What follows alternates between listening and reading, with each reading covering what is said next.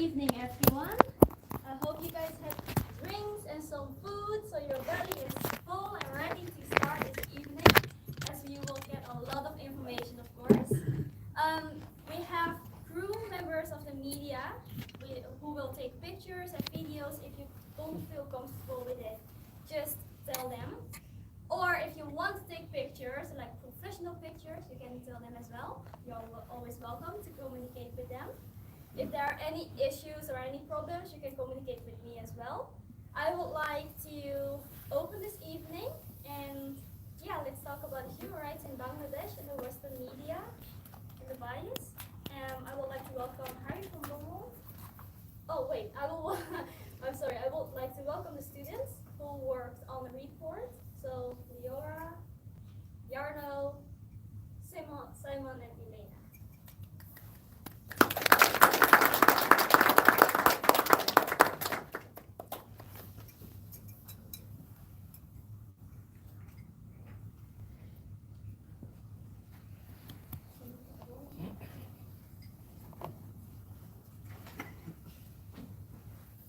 Okay, so history matters, recognition matters. That is what we discovered in our report. And this is certainly the case in Bangladesh, especially now when we can observe with the riots and the violent outcomes this summer in Bangladesh, the student protests, which were instigated by a change in reform that kind of benefited the families of war veterans in Bangladesh, and mostly in terms of job opportunities. And a lot of people found this unfair, and that's why kind of unrest started. And this is why this kind of highlights why history still matters to this day, even though the liberation war happened in 1971. Still now, decades later, it still lives in the minds of people. And today we would like to invite you to go on a history deep dive with us, where we examine the historical historical narrative of the events that happened and see why it still lingers in the memory of people. I'll start by introducing our project. So we are a team of about 70 students from the Erasmus University Rotterdam. We are what we call the Involved Consultancy Project. It's an initiative by the Study Association of the Economics Faculty, and it's kind of geared towards, it's a research project that's geared towards doing a research project on topic of an underprivileged community. So this year we had the amazing opportunity to collaborate with GHRD on their campaign to gain recognition for the genocide, or the events that happened to get recognized as a genocide by international bodies. So our project is structured in like a twofold way. First, we examine the history of Bangladesh, see what kind of events happened leading up to the liberation war, the occupation of Pakistan and what happened, and then how the people of Bangladesh kind of advocated for their liberation, and then also what happened during the liberation war, what happened,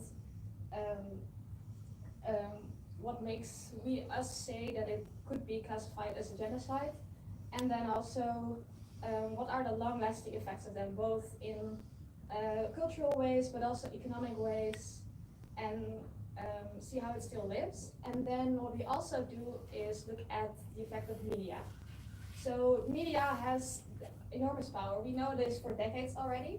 So what we did is we looked at literature first to see what kind of theories are there in media bias, especially with the media from the West, which in the Western countries, the way that the media frames things kind of involves everything. It involves policies, involves influences international relations, which is why we look at the theory, and then we also look at whether this has played a role in the events of Bangladesh, how the West framed what happened in Bangladesh, and whether that still takes place today. So if Western media has a certain type of tone while talking about Bangladesh or about the liberation war, and whether this has any influence on international relations with Bangladesh.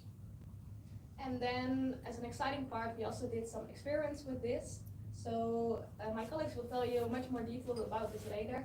but we did sentiment analysis looking at whether news articles from Western media, but also from Bangladeshi media and from Pakistani media have a certain type of words that they might repeat often, or a certain type of tone when covering Bangladesh, when covering the Liberation War.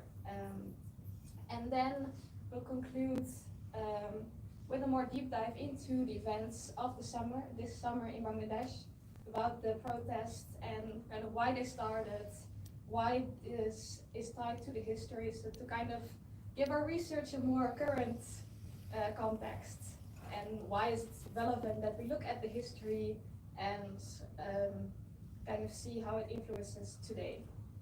And then I'll give the word now to my colleague, Jarno, who will give you a description of the history of Bangladesh. Thank you. Does this work? Professor? The history of Bangladesh is complex and multifaceted. Our report is meant to be a descriptive overview, not only for other normal people, but also for example, journalists or anyone that wants to learn more about the situation in Bangladesh. So first, Bangladesh has a rich history, but it's important that we start roughly around the British rule over the Indian subcontinent. The British ruled over the territories that we today call Pakistan, India and Bangladesh, and they laid the foundations for the political system and the legal system and many other things that are inherited from it. The British colonizers, they prioritized short-term gains and over the well-being of the populations of these territories. An example of this is, for example, shown when the British imposed a land revenue system where they with fixed demands. So, for example, the landlords of Bangladesh or any other territory had to impose high taxes, and they had to do this regardless of the economic condition of the people that they were imposing these taxes on. So this created economic tension between the poor and the landlords in Bangladesh, or in the name of the British benefits. On August 14, 1947, the British rule of the Indian subcontinent came to an end. The British argued that the land should be divided into two regions. This is based on the two-nation theory, which divides the country into a Muslim majority nation and a Hindu majority nation. This resulted in the creation of West and East Pakistan and the creation of India, with India being the majority Hindu nation.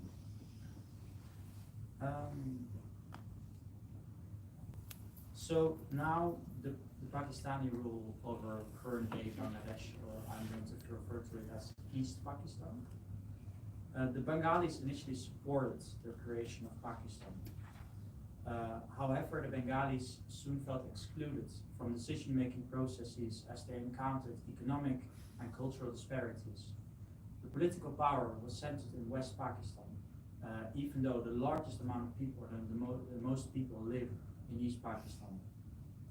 Furthermore, the resources that were created in East Pakistan were used to fund development projects in West Pakistan over their own development. So they were also extracting some resources from them.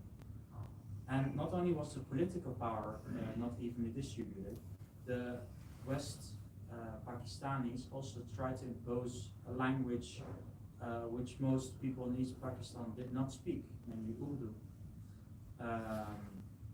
And some politicians tried to state this as the national language of Pakistan, but there was much disagreement about it, because many Bengali people did not speak Urdu, and it would be a loss of their culture.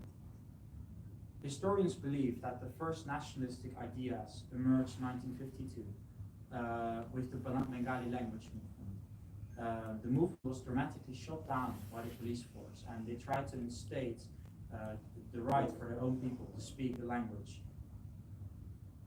The state's violence brutally unified the Bengali people, and the party that was created before this, the Awami League, also emerged as a party to represent the struggle for autonomy. This was, for example, done. An important point is the six-point movement. The league, the Awami League, was led by Mujar Rahman, and he led the six-point program, which created demands. For example, the most important one is the need for an autonomous Bengali state. Also, he imposed that the Bengali need a currency, and that the revenue of the regional East Pakistan needs to belong to East Pakistan, and that a fixed proportion of this amount should go to the government. Lastly, they also wanted a separate army from West Pakistan, such that they can defend themselves. The reason that the West Pakistani government denied all these points, and they did not grant any of them. The reasons are complex. I won't cover them all, but to name them, some of them, for example, the motives range from geographical unity that they wanted. Yeah, there were economic interests because they were in some ways reliant on each other, or at least West Pakistan was reliant on East Pakistan. There were military and strategic interests, and also importantly, there were demands of national identity and of prestige, because losing a part of your country is not good for you, not prestigious. So, in 1970, this is a major point, there was a natural disaster, a cyclone, which hit East Pakistan. And many people in East Pakistan, or currently Bangladesh, they were struck, and the government did not help them as much as they needed it. In that same year, there was a general election, and surprisingly, the Awami League won an absolute majority in that year. So the transfer of power from the West Pakistani politicians to the East Pakistan, to the Awami League, did not go smoothly. And after a lot of promotion, the Awami League launched a program of non-cooperation, which limited the Pakistani government to only military action. The West Pakistani generals, they supported the ruling party, and they decided to crack down on these rebelling East Pakistanis, or Bengali people. This was initially initiated after the so-called Bihari massacre, and the Bihari are the people in current-day Bangladesh or East Pakistan that initially supported the West Pakistani government, even though they were in East Pakistan. And there was a protest, and in that protest, nearly 300 Biharis died, and generals used this as a justification for the launch of the operation that we today call Operation Searchlight on the 25th of March in 1971. But I want to highlight that Operation Searchlight was not launched because of this massacre. It, of course, was partially used as a justification, but the broader political tensions were much more important at that moment in time. The Liberation War lasted roughly for 9 months, and the war officially ended when Pakistan surrendered to the combined forces of Bangladesh and India came to help Bangladesh with its liberation. And this finally resulted in the independent state of Bangladesh. So now we covered a rough overview of the history. So let's take a step back. What happened in West Pakistan, such that they resented their fellow countrymen to such an extent that the transfer of power did not go smoothly. The West Pakistanis constructed a perception of superiority over the Bengali people. And this was done through multiple ways. And this was not limited to, but also mainly due to religious factors. One has to keep in mind that Islam is the largest religion in Bangladesh, with another large grouping of Hindu people. The West Pakistanis believed that the way that, for example, Islam spread in their country to Urdu speakers, it was a very top-down approach, so the most elite people learned the ways of Islam first, and compared to the Bengali people who learned it very from a bottom-down approach, so often the poor people learned about Islam too. And the West Pakistani people saw this as a dilution of Islam, or make it less pure. For also that that there was not. They argued that the writers from the Bengali people were diluted by Hindu influences, and that this made their writing less pure. Last, they also argued that the Bengali Muslims sometimes intermarried with Bengali Hindus, which was also seen as an impurity. So the West Pakistanis believed that it was in the best interest of Bengali to be in a part of a state where there were pure Islamic principles. And the Pakistani soldiers, they invaded Bangladesh, believed that they were fighting to make to make the Bengali Muslims' faith more pure.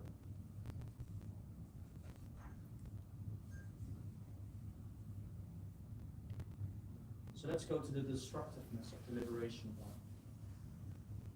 It's incredible for me to state the amount of people that have died during this conflict.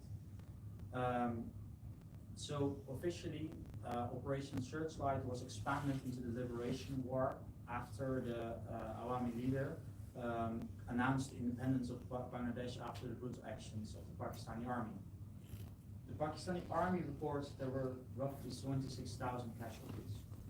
However, independent research reports they report ranges of 500,000, 1 million people, and the official Bengali government, Bangladeshi government, even states that there are 3 million people who died. Numbers are just numbers to most people, and let's create some comparisons for you to understand how much people were killed during this conflict. Just a visualization of the numbers. So, of course, 26,000 is a small number of people. But let's make it even more. So, the country of Luxembourg, for example, has roughly 600,000 people. Imagine that the entire population of Luxembourg was murdered. And for example, the upper range, let's for example think of a city like Amsterdam, where roughly 900,000 people live. Imagine now that all people of Amsterdam are brutally killed by an army. Besides the number of killings, there have also been many other destructive events. For example, 10 million people, they had to flee to India for their safety. A further 30 to 40 million people were displaced internally. And also within the refugee camps, a further 1.5 million people are estimated to have died. Lastly, Pakistan or West Pakistan did not also aim to create economic damage by, for example, or the development of current-day Bangladesh by trying to create an intellectual vacuum, where they killed roughly 4.2% of university professors. Again, to put this number in perspective, let's take the beautiful city of Seoul in South Korea, where roughly 10 million people live, a mega city. Imagine that they all would have to flee the city and go to a different country. And even harder to imagine, 30 to 40 million people. Think of the Netherlands. This is roughly 18 million people. That's now twice of the Netherlands that was displaced internally and lost their home. And they were not safe anymore from an invading army. So I hope that these comparisons create some insight into the size and the consequences of the liberation war in terms of what hit people. Unfortunately, the actions of the Pakistani army were not limited to this. They also unleashed violence, which was they used sexual violence as a weapon of war. It is believed that this is one of the first occurrences in modern history where rape was consciously applied as a weapon of war. The horrifying strategy was warped by the Pakistani soldiers' belief that they were purifying East Pakistan. And the leaders of the Pakistani army also instructed their soldiers to impregnate as many Bengali women as possible with West Pakistani children. Women were abducted, raped, and kept in rape camps set up by the Pakistani army. It is estimated that a total of 200,000 to 400,000 women were victims of sexual violence during the Liberation War. Tragically, 30,000 women were also estimated to have committed suicide as a result of their trauma. The strategic use of sexual violence was aimed to terrorize the population and break the spirit of resistance. The inflicted long-term damage is deeply rooted in the victims, but also in the nation's psyche.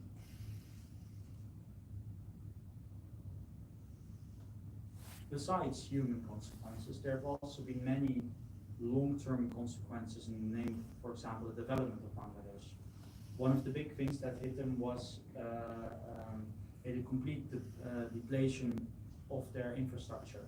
A lot of key industries or transport systems or farms were severely damaged, which further caused scarcity and increased the strain on the already fragile economy of Bangladesh. The task of reconstruction was immense. The country being in ruins meant that it depended on foreign aid, and roughly 75% of their budget used to be foreign aid. And this limited the country's ability to be self-reliant and independent in its decision making. The government had to delay long-term strategies to create growth. Instead, they had to defer to short-term policies which was aimed at stabilization of the country, limiting the humanitarian crisis that was going on. All factors contribute, for example, foreign direct investment, one of the major ways to create growth for a developing economy, being strongly decreased. And therefore, for example, a lot of capital or technology was missing in the country. Also, the politics was still continues to be influenced by its historical legacy. The challenges of today are primarily driven by economic challenges, such as, for example, always having access to electricity. These economic challenges are also the main driver still of the politics. However, we can also see that there are, for example, personal feuds between, for example, Hasina and Zia. The Awami Leaguers, they're now not in power anymore due to the recent protests, but they followed a more authoritarian style in more recent years. And they used a strategy of strategic framing to discredit opposition's party legitimacy. For example, during the international tribunals where they tried to prosecute war criminals, they prosecuted political opponents.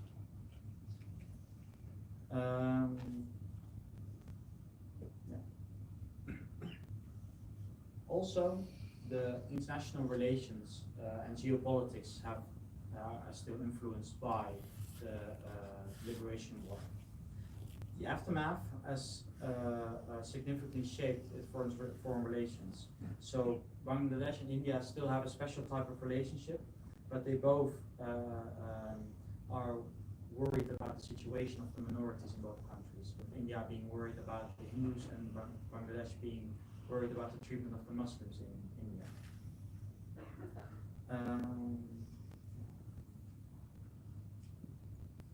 One of the largest, so what's really surprising is that, for example, the US, they supported Pakistan in 1971, and we currently see that the economic incentives are to invest into Bangladesh for the US, which is a major shift in the historical political differences, because the Liberation War, the Americans had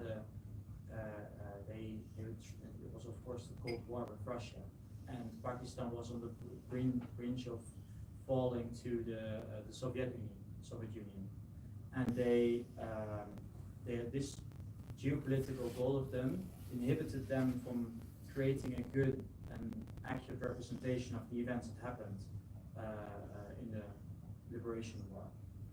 And this also possibly led to an understatement of the actions of the Pakistani army and on the citizens and the consequences on the citizens of Bangladesh.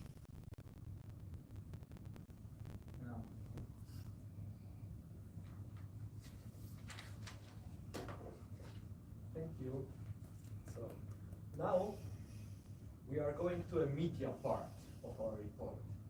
In the previous part, we were investigating the political and economic realities from a historical perspective. In this part, we are going to investigate whether there is an effect of media coverage on political and economic realities, and what shapes the media coverage. In our first slide, we will start with the key results of our literature review. So, one of our key findings is that the CNN effect exists. The CNN effect refers to the fact that an increased media attention might lead to a higher amount of aid provided to crisis victims. The example of it could be, for example, the conflict in Bosnia. The Bosnian conflict first was the position of the US government was quite uncertain on the conflict, and there was a critical tone of the journalists. This led for the US government to intervene. However, the authors we cite in our report emphasize the fact that the CNN effect does not always work. When does it work? It doesn't work when there's a strategic interest at play. When the strategic interest is at play, it takes an upper hand. However, it works when the government faces an uncertainty on how to act, which is quite logical. Our second key finding is the fact that framing matters. The way media presents its information, either through episodic, which focuses on a certain event, or thematic, which provides broader context, it matters which framing it is.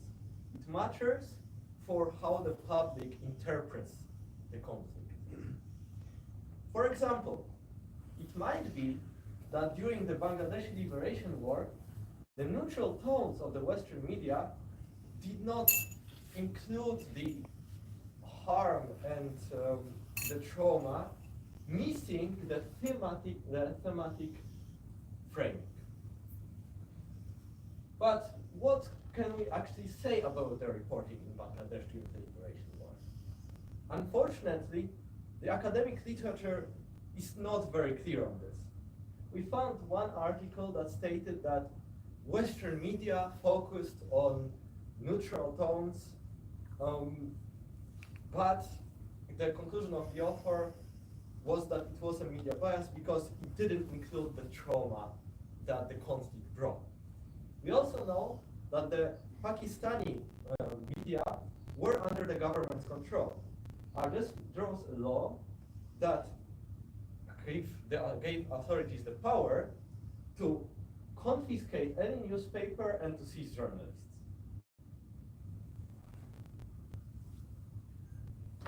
Now, we are transitioning to an experimental research into the media bias, where we are investigating the sentiment with which the media from different countries,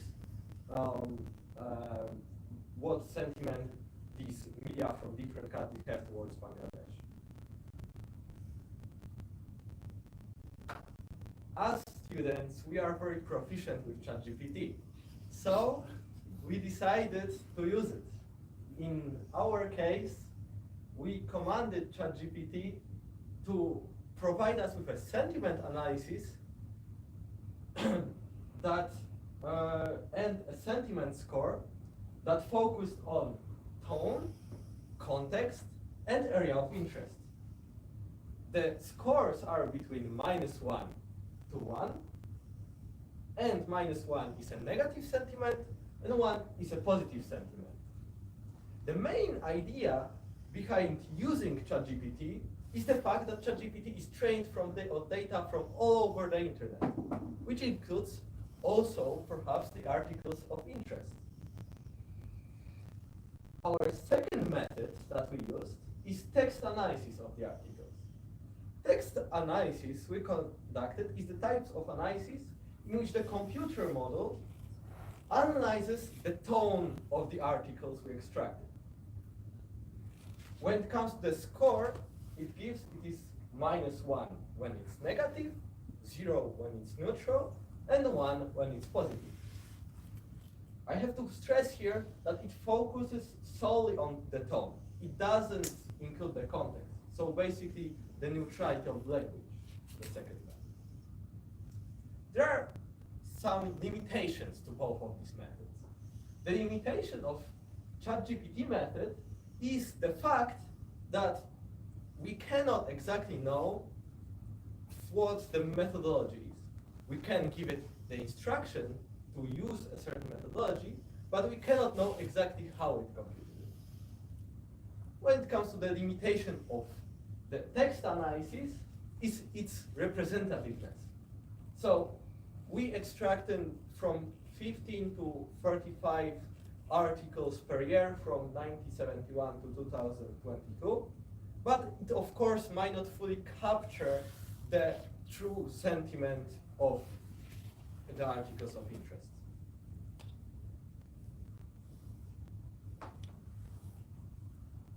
What? I think so. Okay, so let us now consider the results of our analysis. So from now on, the legend is as follows. The Anglo-Saxon countries, the sentiment of the Anglo-Saxon media is in red. The sentiment of Bangladeshi media is in green. And the sentiment of the Pakistani media is in blue. And when looking at this graph, we see that the sentiment of Bangladeshi media towards Bangladesh remained fairly stable throughout the years. When it comes to the Anglo-Saxon media sentiment, it improved over time. This might be due to the fact that there was an increased economic and political stability after the liberation war. And this was, of course, associated with Bangladesh. When it comes to Pakistan, the reason is the same, but also throughout the years, the relations between the countries also improved. Now, we are analyzing the same scores, but from 2005 to 2022. When it comes to these scores, we still see kind of an upward trend for Bangladeshi and for Pakistani and Anglo-Saxon media. However, for Bangladeshi media and for Pakistani media, there's a dip in 2013 to 2014. Why there's a dip? There's a dip most likely because of the collapse of the garment factory in Bangladesh, which of course was covered then in the media. We have also conducted the analysis on the sentiment of the media on the liberation war and the analysis of frequency of coverage on Bangladesh and Pakistan by Anglo-Saxon media.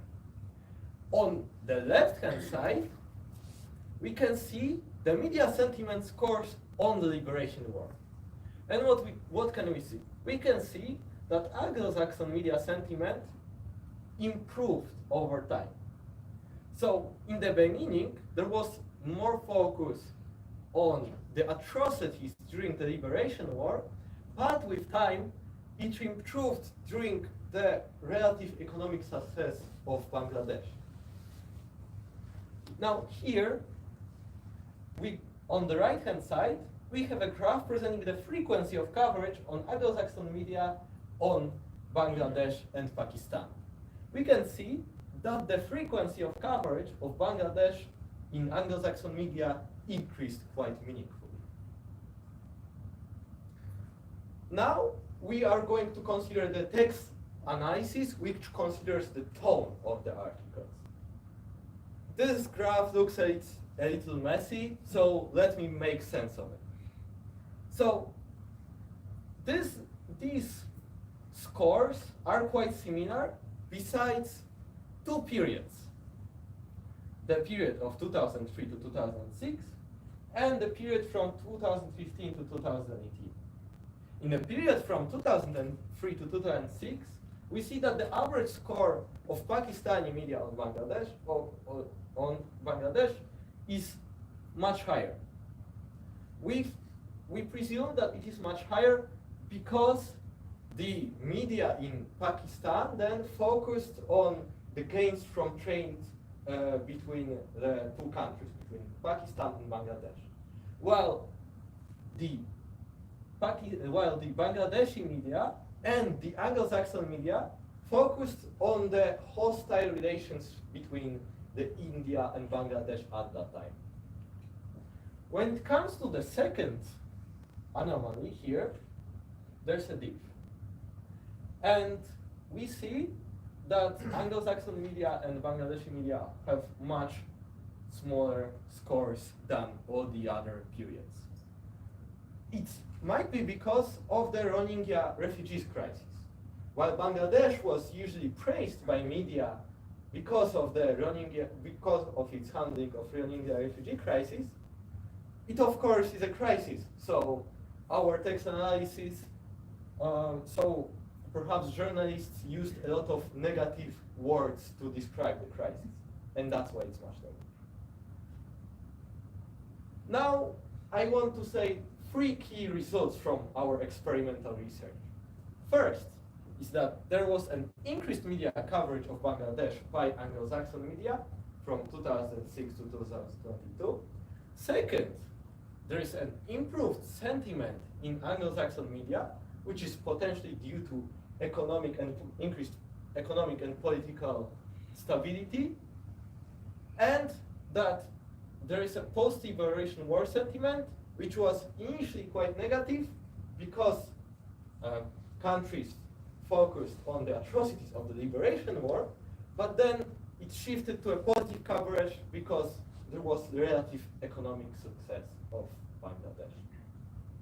Let me now give a floor to the next speaker.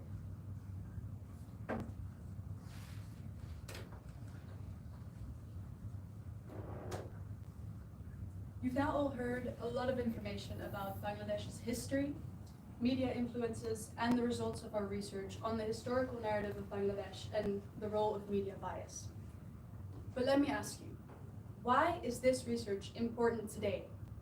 Why is it important to talk about an event which happened in 1971 when there are so many other crises going on in the world right now? Because even now, more than 50 years after the fact, the legacy of the 1971 Liberation War is still shaping the political and social realities of today. The conflict, the violence, and the trauma of that war are not just confined to history books. They live on in today's politics, in the hearts of the people, and in the country's struggle for justice and equality. To get everyone up to speed, the 2024 Bangladesh quota reform movement started as a student-led protest against unfair job quotas. The Supreme Court had reinstated a 30% job quota for the descendants of freedom fighters, leaving only 44% of civil service jobs based on merit. Students saw this as a direct threat to their futures. But what began as a fight over job opportunities quickly escalated. The government's brutal response, including police crackdowns, internet blackouts, and the subsequent deaths of hundreds of students, ignited nationwide outrage. The protests expanded to cover wider issues: corruption, economic stagnation, and increasing authoritarianism. By August, the protests had reached such intensity that Prime Minister Hasina was forced to flee the country, ending her 15-year rule. While the quota system was reversed, the violent suppression of the protest has left deep scars, sparking further unrest. What started as a student movement for job fairness has evolved into a national rejection of oppressive rule. And yet again, media bias is making it difficult to get an accurate picture of what is really happening. Different sources offer conflicting narratives. Some media outlets report that Hindu minorities have been targeted during the protests, while others suggest this is part of a smear campaign. As with the 1971 war, geopolitical interests shaped the coverage. Just as the portrayal of the Liberation War may have been filtered through the lens of alliances with Pakistan, some of today's coverage may be shaped by international politics. So, what do we believe? The truth is, we don't know. There's no single clear version of events, and the confusion only fuels more division. This is why independent, unbiased research by institutions like the United Nations is urgently needed. We need an objective investigation to cut through this bias. And it's not just media. Politically, the blame game is intensifying. We see one group blaming the Awami League for the violence and repression, while others point fingers at opposition parties. This kind of polarization deepens the crisis, making it harder to move forward and solve the very real problems of joblessness and inequality. Without clear, factual reporting and independent investigations, the cycle of blame and misinformation will likely continue, and Bangladesh's path to peace and progress will remain uncertain. So, why is this research important? Because history does not stay in the past. It's alive and it's influencing people's lives right now. The legacy of 1971 still shapes Bangladesh today, and media bias distorts how the world understands both its history and its current struggles. Recognizing this bias isn't just about justice. It's about shaping Bangladesh's future. What happens next depends on how we talk about history, how the media frames it, and whether we can get past the bias. The way we tell the story of Bangladesh will determine how the next chapter unfolds.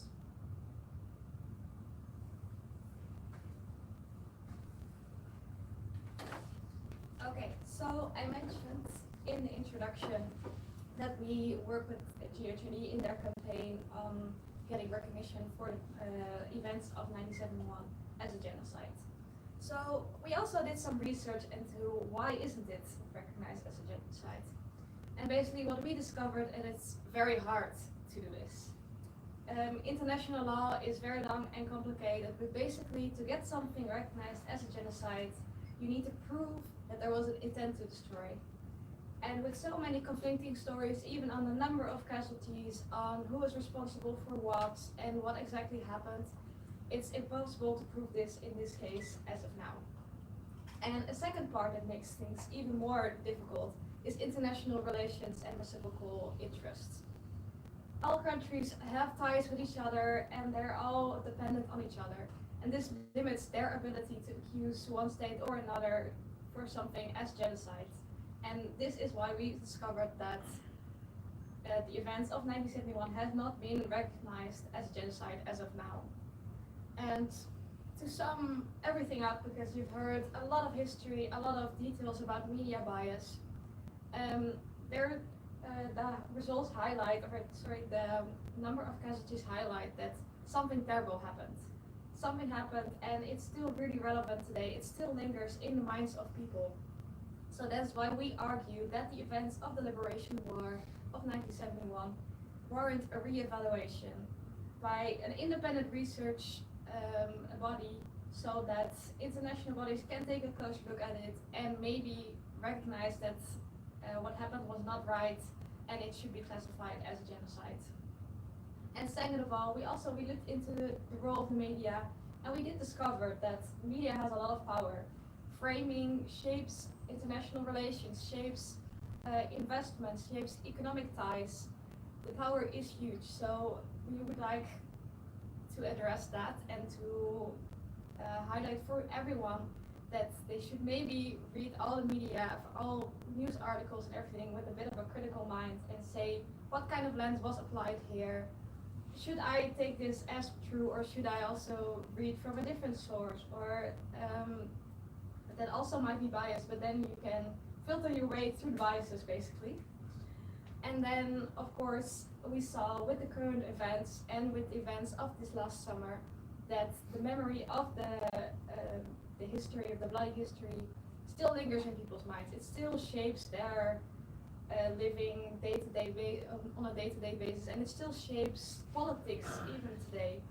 So that is why it needs to be reevaluated, and that's also why we hope that the lessons that we can learn from this, and that's the way we view the history of the Bangladeshi Liberation War, can kind of serve as a reminder to us, to our collective responsibilities towards humanity, towards each other, towards our neighbors. And I would like to thank you all for listening. We had an amazing time writing this report. It's such an amazing opportunity. So I would also like to thank GHRD for giving us this opportunity for such an interesting project that we basically started out as not knowing anything about. And also I would like to thank my team and the students who helped write this report, because it was an amazing experience, and we learned a lot, and I hope you found the report interesting and also learned a lot. And if you want to read the report or know more about it, you can always talk to one of us or talk to a person from GHRD. Thank you.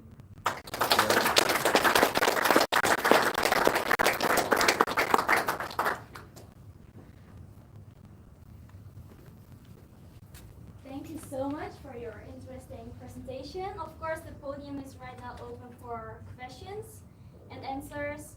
After the questions and answers session, we will open the bar again for some food and refreshments.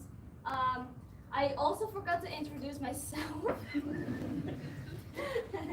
My name is Kim. I am the Youth Ambassador of Global Human Rights Events since December last year, and also Indigenous Woman of Khmer Town.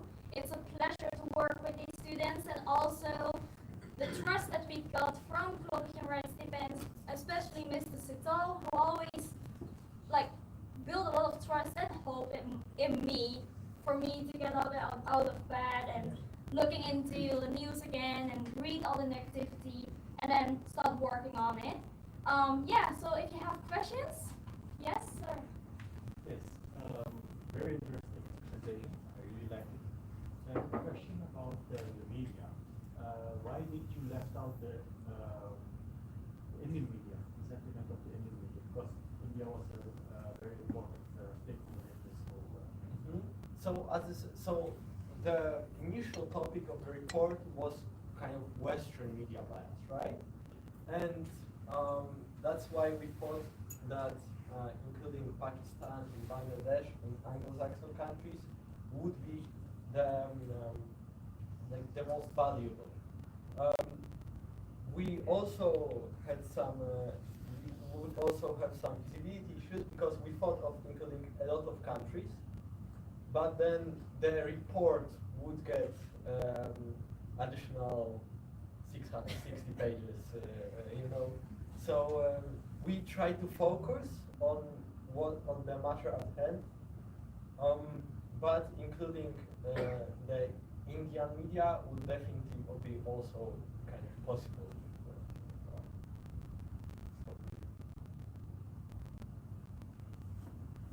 I'm going to get a microphone because,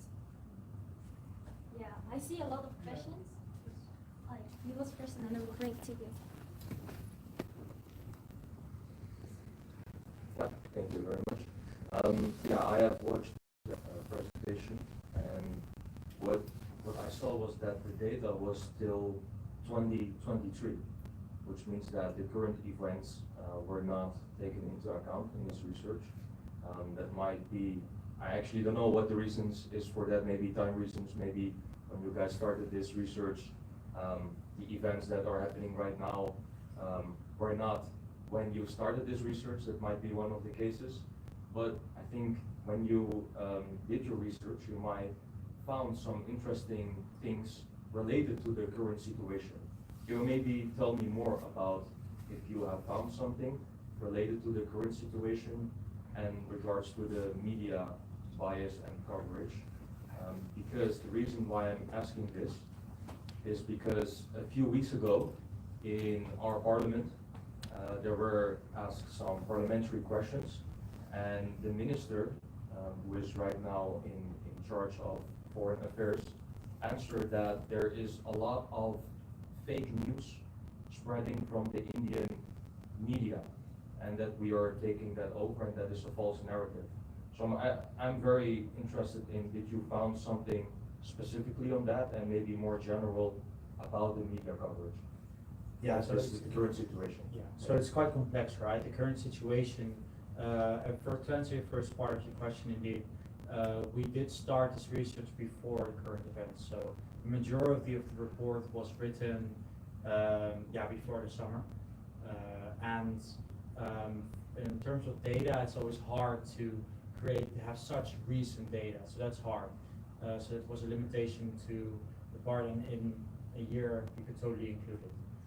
To answer the second part of your question, indeed, I read sources from all over about the current situation, and what was striking to me is that they all highlighted different themes. So, for example, Al Jazeera, which has definitely a more Muslim tone to it, they highlighted, for example, that the reasons why the people that were, or like the groups that were attacking the protesters were from a certain other party, and that the violence against, for example, the Hindus that happened was purely due to them being affiliated to the Awami League. However, when I read, for example, other sources, or maybe, for example, with a more Hindu narrative, they highlighted that it was more not really related, so all was related to the political affiliation. And for us, it is what my idea of is that it's slightly somewhere in the middle. So relating that to the parliament, the Indian narrative is likely has a lot of truth to it, but the other part is likely also that there was a political reason for it. So for me, the answer is in the middle, and that's what we're stating, right? So the bias that both sides probably have makes it complex, and this complexity is what we need to tackle. And we hope that in the future that there will be an independent initiative, or for example, the UN, to tackle this issue. Thank you.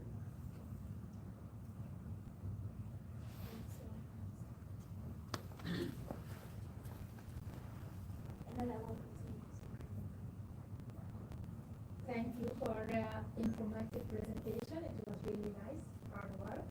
But I have some addition here. You said that genocide was not recognized.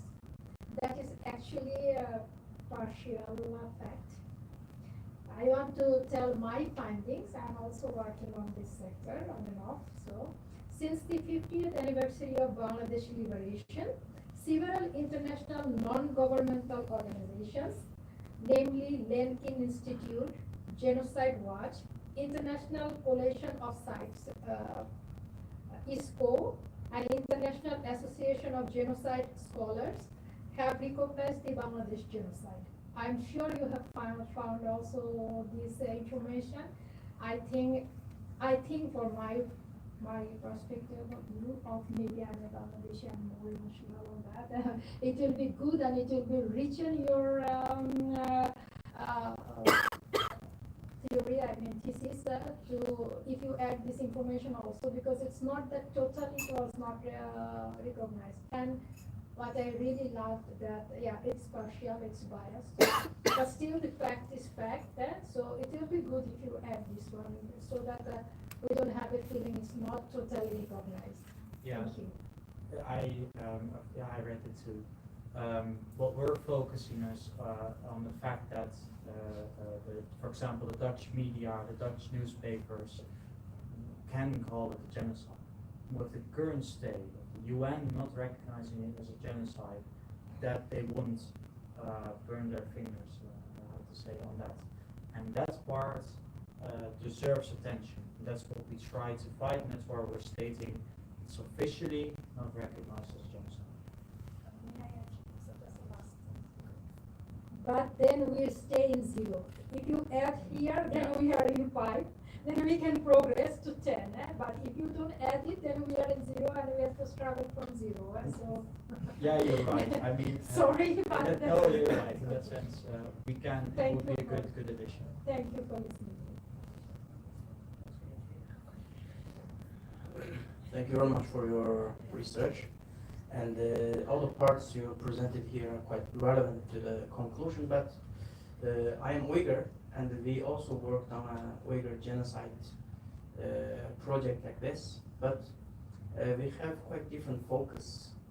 Because for the recognition of a genocide in UN, within the framework of international legal system currently, there is a genocide convention, or the Convention of Prevention and Punishment of Crime of Genocide.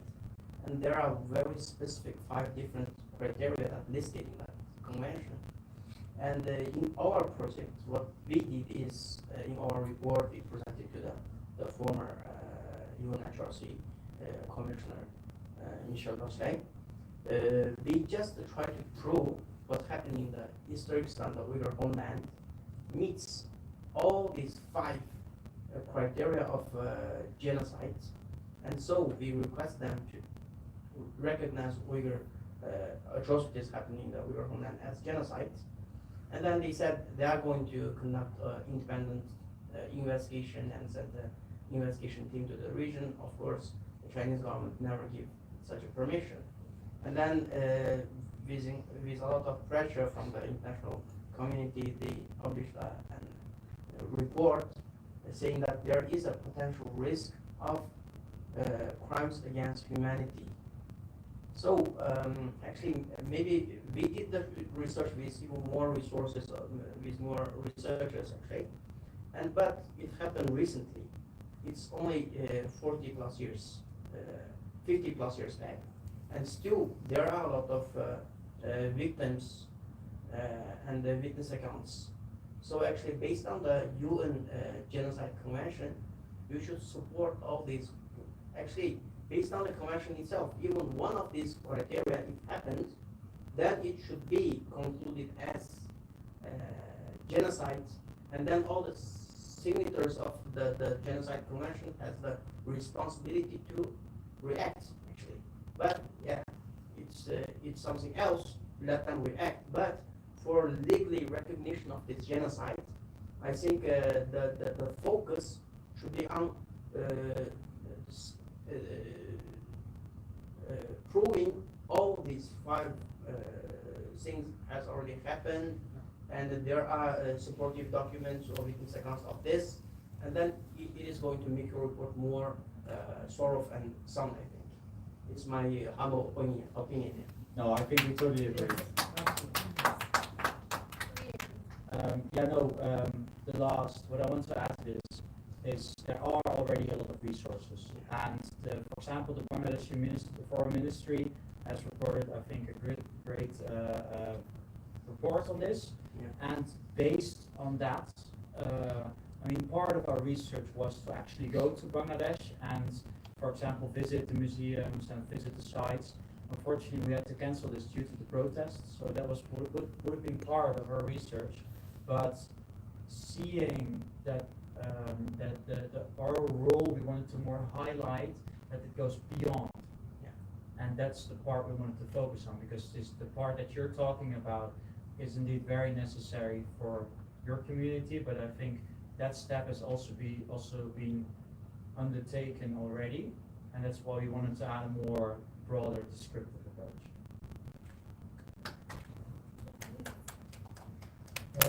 Well, thank you. Thank you for the presentation also, explaining it. I don't want to make 20 steps ahead because I'm going to be guest speakers later on.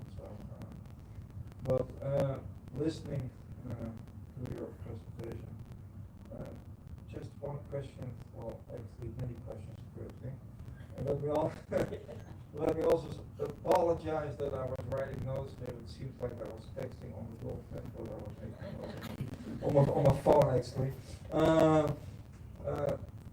My main questions that I have, which I will definitely come back to when it's my turn to be a guest speaker, is I heard you mentioning the legal definition of genocide of Lemkin during the Lemkin Convention.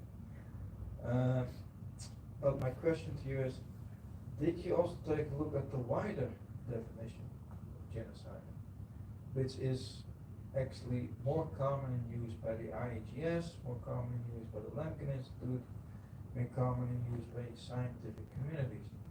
Did you take a look at that definition, and how much did you that take into account, for example, in the media coverage?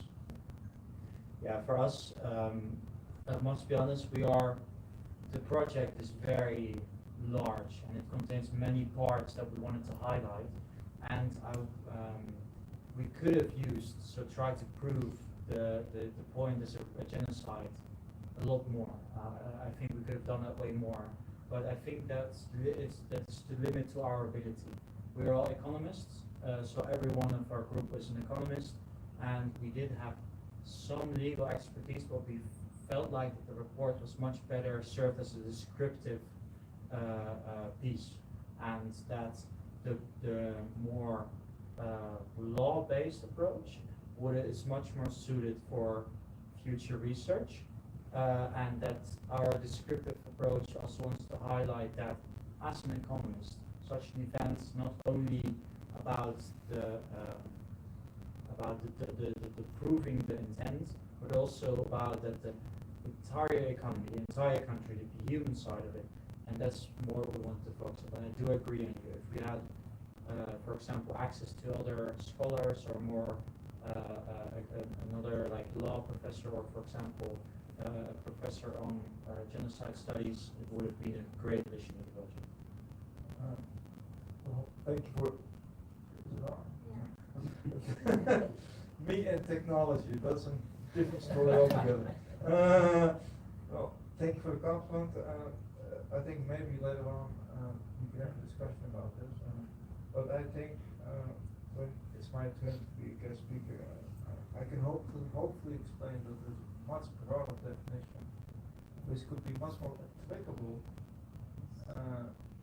in the case of Bangladesh. And I think it would be quite helpful for you. Yeah, that would be great. Thank you. I did see some questions, other questions, but it's already late. So if it's really urgent, you can also go to the team. Or if it's a really short question. It is actually. And if you can Counting now. It is. I don't really have a question. It is more an announcement. Thank you very much. An announcement. So I think a lot of you guys know the current situation in Bangladesh, which is not very positive. So I think in the Netherlands, you might have noticed that this topic is also not very covered in the media as well, and in the parliament it's also a very a minuscule topic. My English don't work right now. I don't know why, but it's a topic that is not really discussed well, and with a few other people have started an initiative to have a discussion with the Commission of Foreign Affairs of the Parliament, and this will happen in a few weeks, and everyone who is interested in taking part of this talk is open to come to me, and then we can check what's possible. So that is what I wanted to share.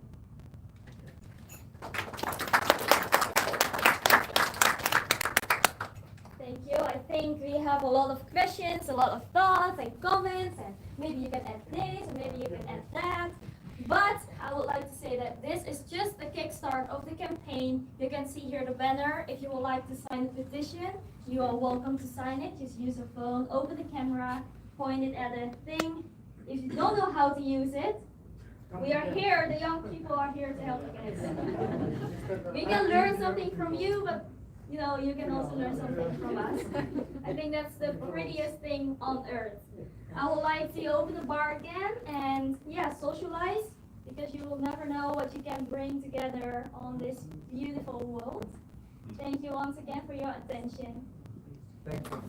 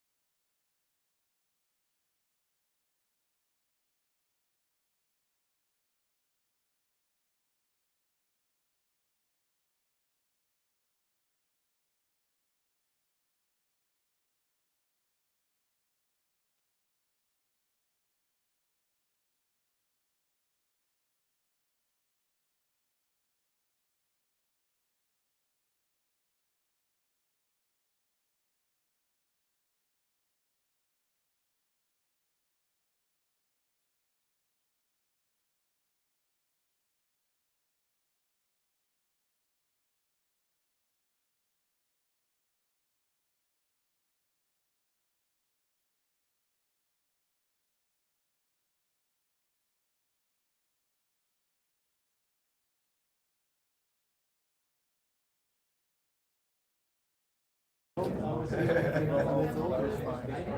right. I hope everyone is back. If you can take a seat, please.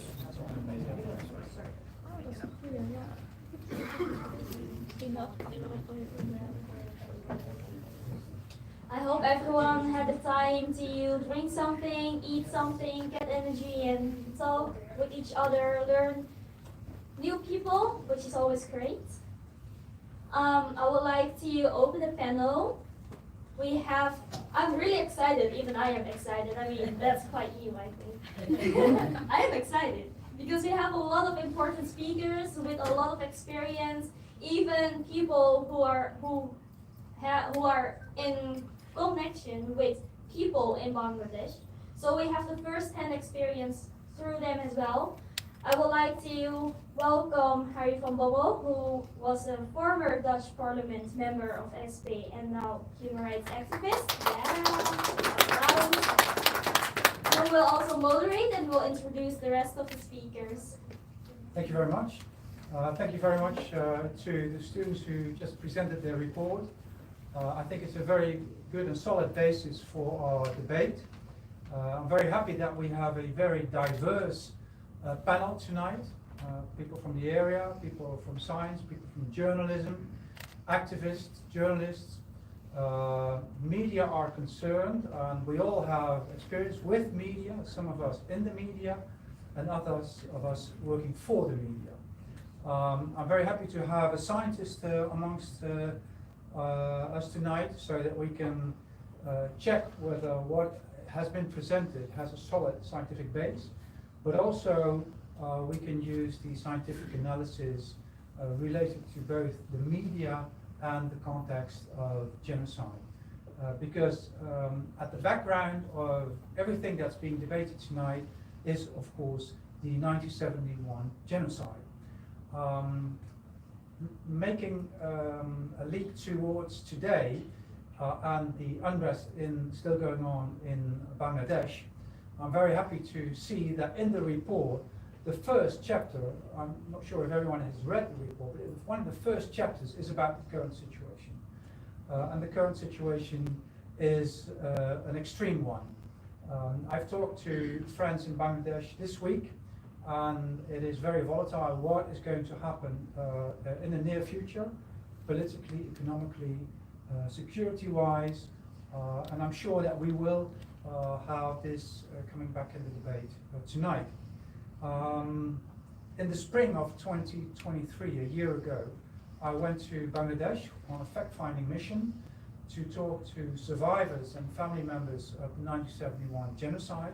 And I've noted, what is also noted in the report, that the effects of the genocide of 1971 still linger on today, are still of great importance and of influence of today's happenings, today's events in Bangladesh.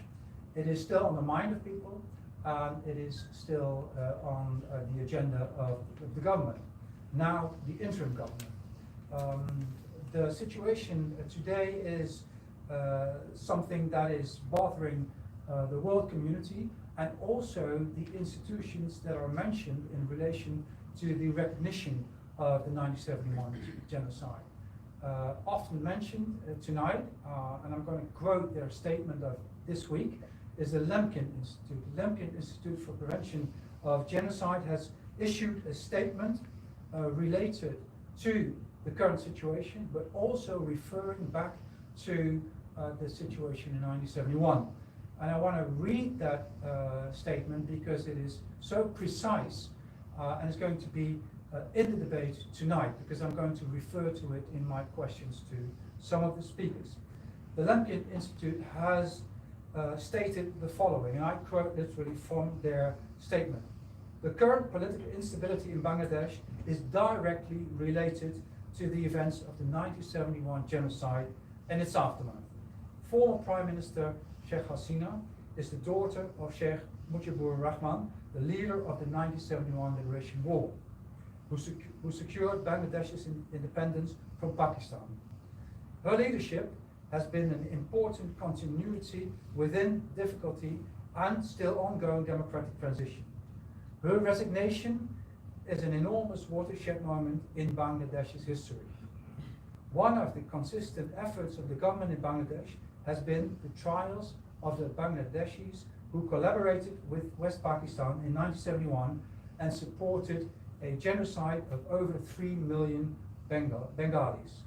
Here that number is again, we'll talk about that later.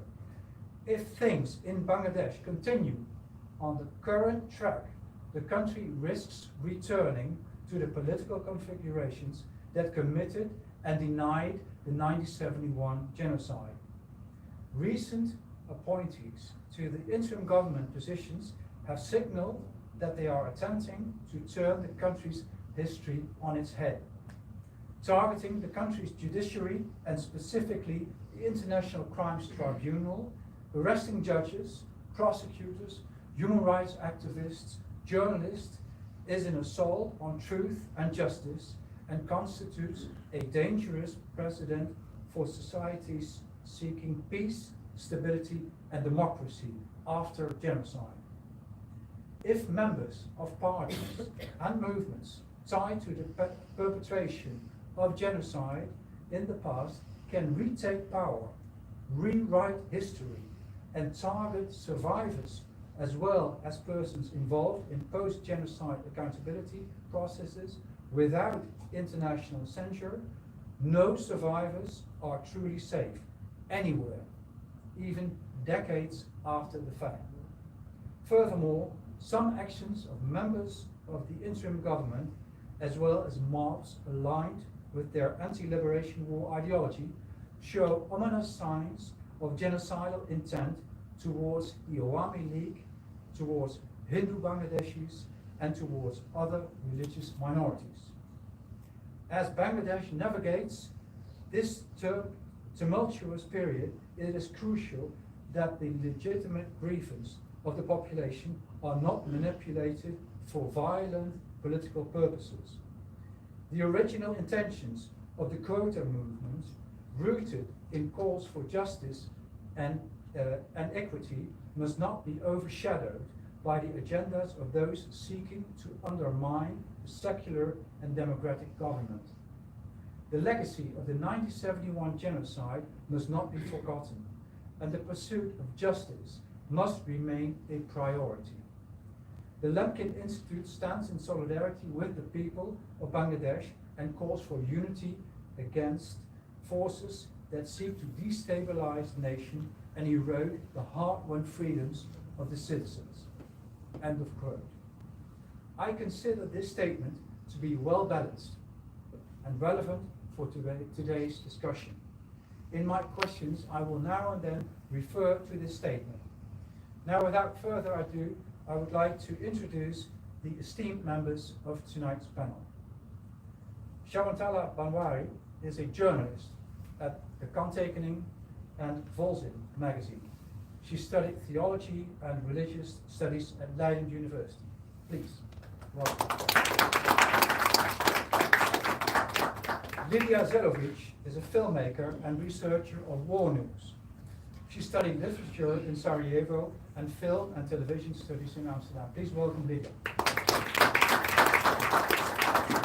Tambera Hussein is the author of a book on Dutch primary education and activist both in Bangladesh and the Netherlands. In daily life, she is a financial sector professional. Please welcome Tambera. And finally, to have a bit of a gender balance in tonight's panel, we have Dr. Anthony Holzbach.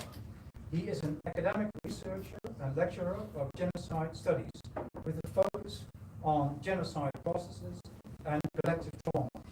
Dr. Holzbach also was a member of the fact-finding mission last year that visited Bangladesh during the spring.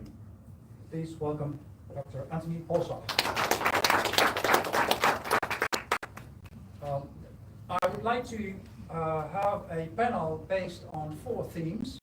The themes are the current situation in Bangladesh, obviously. Then I would like to turn to the report. Thirdly, I would like to talk about the importance of recognition of genocide. And lastly, I would like to discuss the role of the diaspora. I prefer to have an interactive debate, meaning that if you have a question or a remark to make, feel free to just raise your hand and start talking. Don't wait for my permission. Just break into the debate. That is going to give us a lively debate. I've warned the speakers that they cannot read out long texts. I will ask questions, they will answer questions. If they have something else to say, they will also say, this is a country where we cherish our freedom of speech. Everyone can take any position tonight. That goes for you as well as the audience, but definitely for our speakers. It is not my intention to leave this room with a general agreement on anything. As long as we do this in peace, we are allowed to disagree from A to Z. Now, let's begin this discussion with the current situation. Now, I'd like to start with Ms. Banwari because she is in close contact with victims of the recent violence in Bangladesh. Could you give us a short assessment of the current situation in terms of security and political stability, since you've been talking to victims even in recent days? Thank you. Yeah, so I spoke with several Hindu families from Bangladesh and also with the human rights organization, the Hindu, Christian and Buddhist Council, and several political analysts. So what I've heard in terms of security, there's currently there is no law and order active in Bangladesh. This means that there is still a lot of violence going on against the religious minorities. I spoke with some Hindu families, their houses are still being destroyed. It happened this month, the beginning of September. And I also want to say it's not just the Hindu minorities, there are also Ahmadi Muslims being attacked, Christians, Sufi Muslims. So actually everyone, all of the religious minorities are currently living in fear. And in terms of political instability, what I've heard that since Hasina has left and Hasina represented the secular government, the right-wing, extreme right-wing forces, Islamist forces, they have gained more ground, they have gained more power over Bangladesh. And this brings a lot of fear among the religious minorities because the Jamaat Islami, who is highly probably will take over Bangladesh, they have been responsible for a lot of violent attacks for hate propaganda against the religious minorities. So this is what I've heard. Okay, thank you very much. We've heard from the Lemkin Institute. Can I interrupt? Yes, of course. Go ahead. Yes, I was just recently in Bangladesh when the revolution happened. I was from the 15th of July till the 15th of August in Bangladesh, following everything what is going on. And I would disagree. Of course, you have heard it, so you're not sure what is happening. But if you say that all the minorities have been attacked and not in safe anymore in Bangladesh, I would say this is not the minorities. It's more about Awami League people. So I would disagree with what you have heard there. Okay, let me explain. Mortally Brightus is from Friends of Bangladesh, so he's in close contact also with the people in Bangladesh. Ms. Mamari? Yeah, there's a popular narrative that the minorities who have been attacked, that they have ties with the Awami League. However, what I've heard from the human rights activists from Bangladesh, that only like 50 to 60% of the minorities who have been attacked have political ties, which means that the other roughly 40-50%, they don't have any political ties with the Awami League. And moreover, many Hindu families I spoke with, they clearly said that they were being attacked because of their faith. And there are right now around 2,000 Hindu families, Hindus, they have reached the border between Bangladesh and India because they fear for their lives. So I think that it's a little bit naive to say that it's... This will come back in the debate. This will come back in the debate. No, I'm going to go to Dr. Holsland first, because the Lemkin Institute states that there is a direct link between what's happening in Bangladesh today and the 1971 genocide. You as a scholar, do you support that idea that there is a direct link, not just far-fetched, but a direct link? It's working, yes. Yeah, I think there is. I think the reason for this is that the genocide that occurred in 1971, there is still an enormous political linkage at the moment. And for that reason, I think the Lemkin Institute is completely right. That it could be repeated and that this could be a waterfall for another genocide. Do you support the idea that, like the Lemkin Institute says, that there is the idea of intent, genocidal intent? One of the criteria to call a genocide is that there has to be an intent to destroy partially or wholly a people. Is that? Do you recognize that as well? Yeah, but due to the political ties, I think the intent is there. But that also said, the intent is one of the most difficult, the most problematic terminology within the Genocide Convention. Yeah. Yeah, go ahead. So, Yeah, short question. You said that the Lemkin Institute says there's intent to a genocide, but to who? Because there are so many people in Bangladesh. So to who is the genocide intended to? well, the Lemkin Institute does mention groups, and the first group they mention is the Awami League, and those, so it's Hindu groups. That's basically what they claim. You see in many countries where genocide occurs, that there's still, of course, political contention after that. What makes the Bangladeshi genocide peculiar and also unique in a way is the role of collaborators. When I was there last year together with Harry, we heard so many times stories about collaborators, yet at the same instant, no one was a collaborator. That was the irony. And because there are collaborators and there is this linkage, and sometimes this linkage is political, sometimes the linkage is familial, in the sense that it is in families. And because this is still present, the chance and the role that this will occur again on certain minorities is extremely present.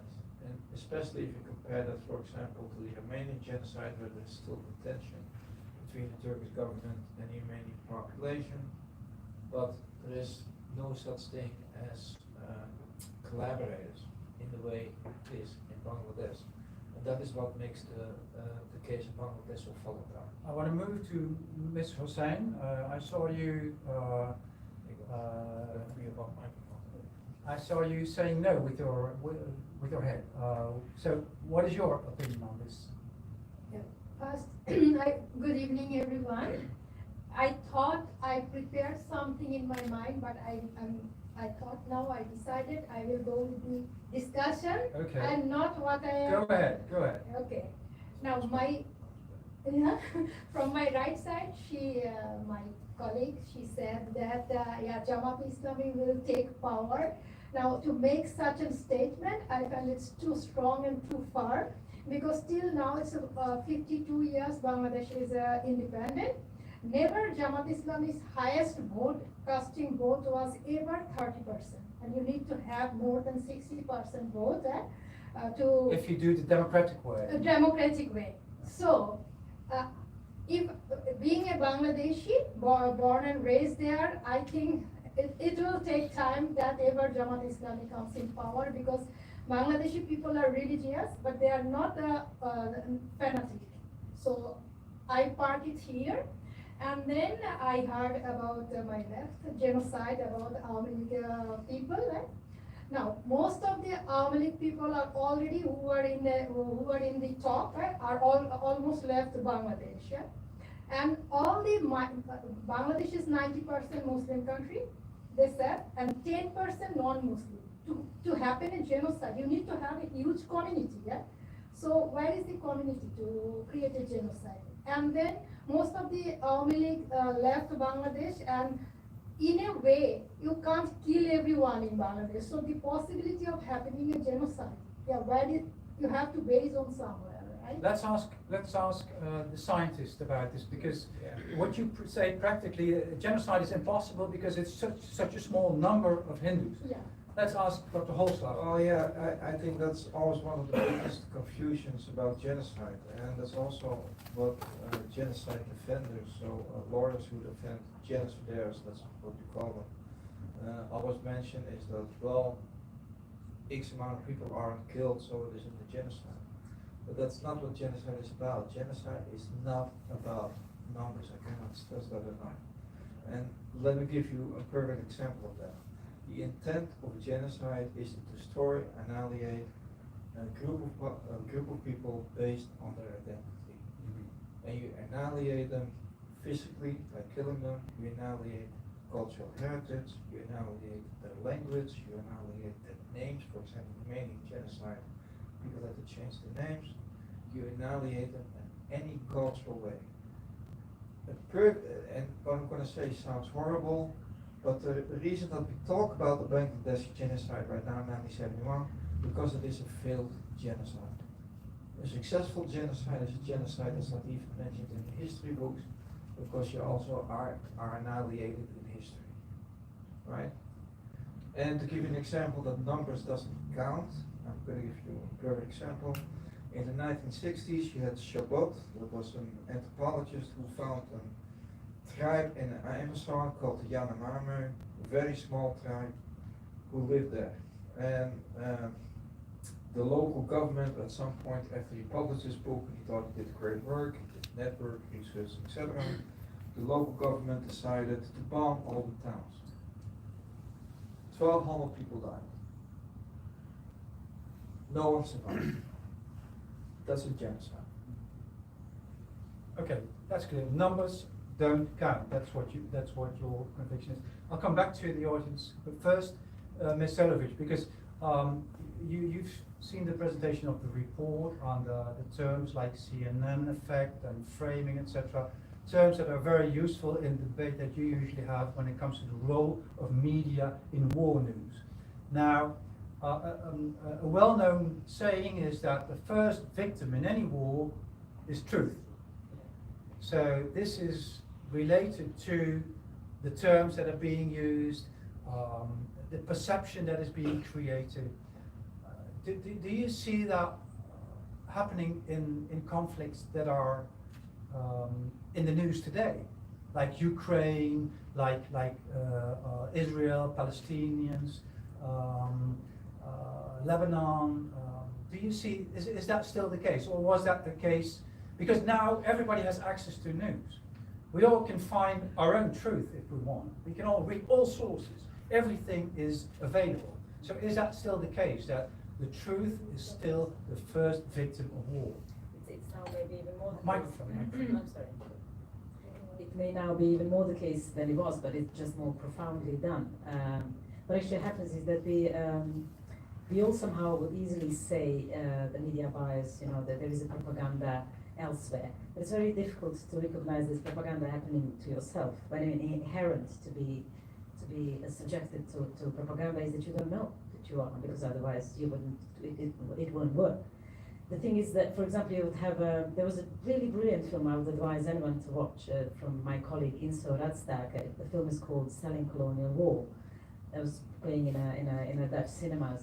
And it's about Indonesia war. It was actually how these politionele acties, how the police actions were sold to Dutch people 70 years ago. And they only now they learn. It's my son is 18 now, and it's only in his generation we started in Netherlands learning about what actually happened in Indonesia. In the film, twice has been reported, a really particularly good film, twice has been said that's exactly what Putin is doing now. But no one ever references, or even it comes across to them that it's happening to us and again. Because of course one doesn't, because if we would have known that it's happening, it wouldn't have worked. So it's very interesting. I spoke to my colleague because we both, I would say, media announcers. I thought it was really interesting really very interesting analysis of media in Bangladesh, and I've learned a lot. I didn't know a lot about it. But it's very particular that you know that you would analyze it, and you will know, you will realize it's happening, and it's happening to, but easily say, but you will again say, it's like, but I'm against Russia, I'm against, and of course one would say, it's like, but of course, how do you know? Because you know, you learn that actually we all are manipulated. People are manipulated, and you've seen it's happening, so why wouldn't it cross your mind that it's happening to us now? But it's happening in much more profound ways that we actually we don't know. We actually much better. It's done much better than it was done before. So it's answering your question: is it happening now? It's happening, if possibly, even more, because now it actually happens to that level that we can close Russia today and Sputnik now from happening in the Netherlands, and no one's even bothered by it. But it's actually a ridiculous way, because they actually touch people. If you talk about the European Union, they don't even go to these channels. It's actually a useless thing, and yet we closed any source of information coming from Russia. It may not be true, but is it relevant? Like we say that's what Putin does. Putin does that. We close it, but we do the same. But we don't even discuss that. It's imagine that's how well we're doing, and that's how well we're doing that we even know it's happening in Bangladesh. It happened all over the place. It's not happening to us. Because we are absolutely, rightfully so, hating one side or another, because we assume we know, and that's how we know that we are. One should know, or actually one looks back. But it's very difficult. It's much easier in hindsight to check that.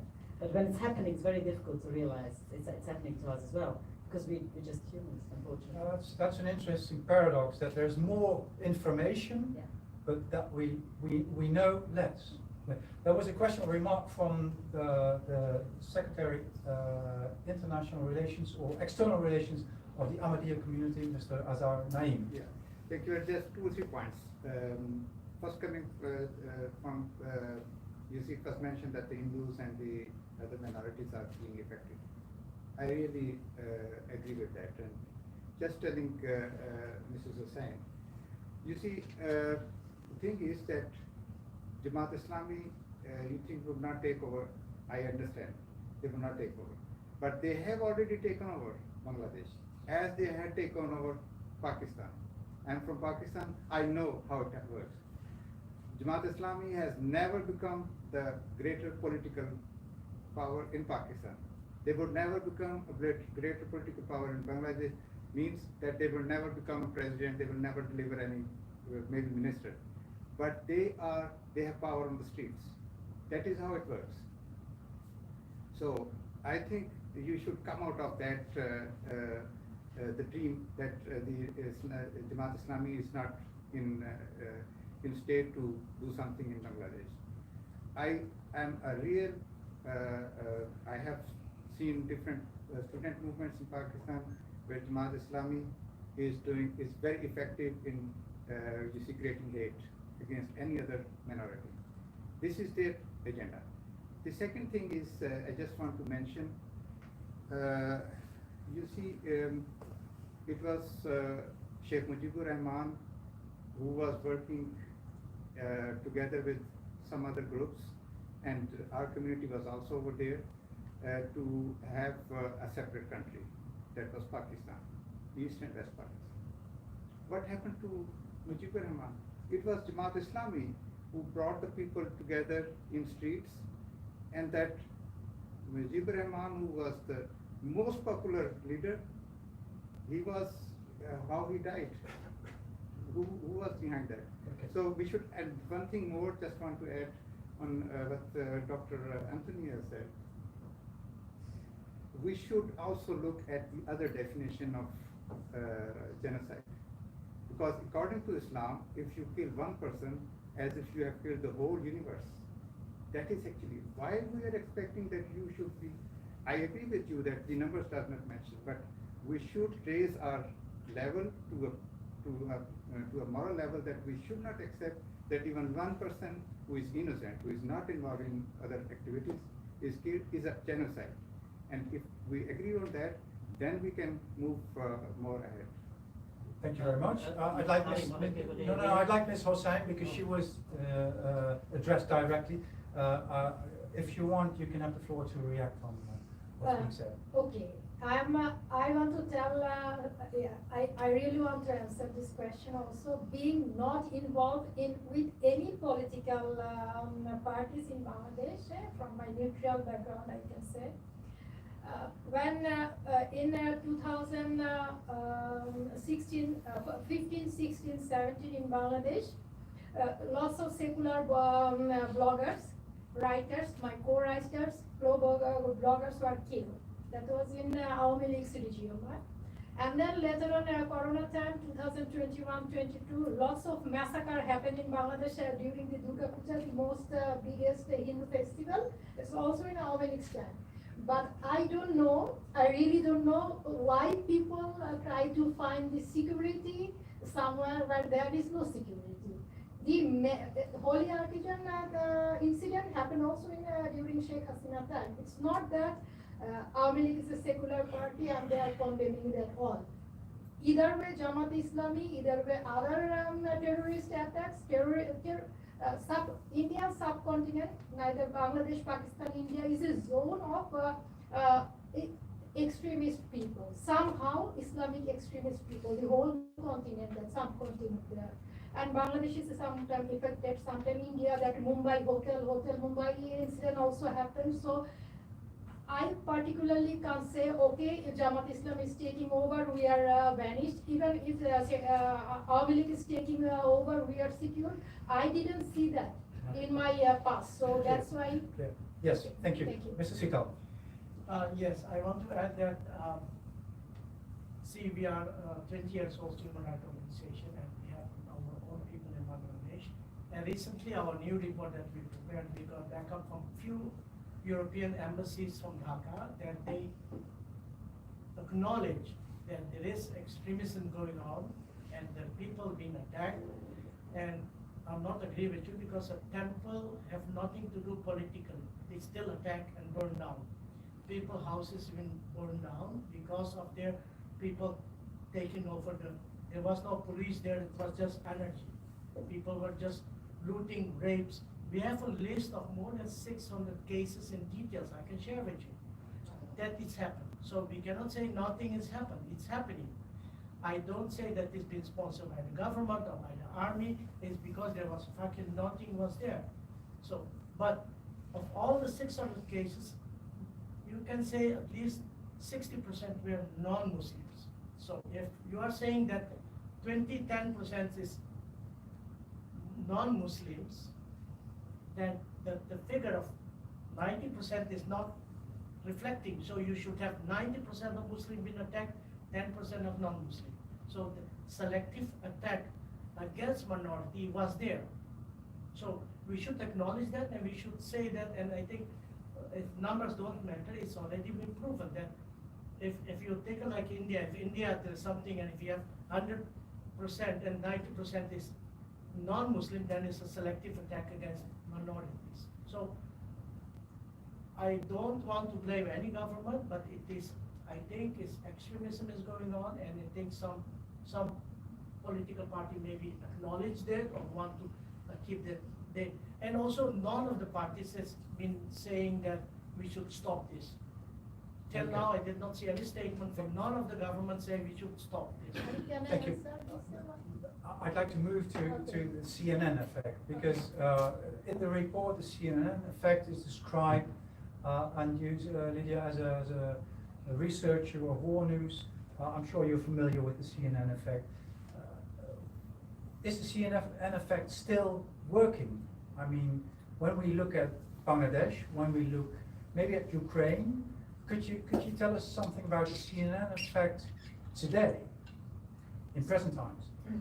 See, when I was experiencing CNN effect in the course of when war in Yugoslavia just started, I really was, you know, at first you start thinking like, oh yeah, it's got such a huge, I'll just give you one example.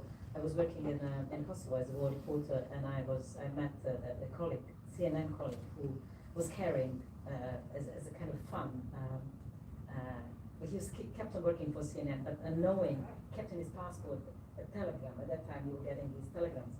When war in Yugoslavia just started, and he came, and then there was a telegram which saying, cut Croats out of equation, stop.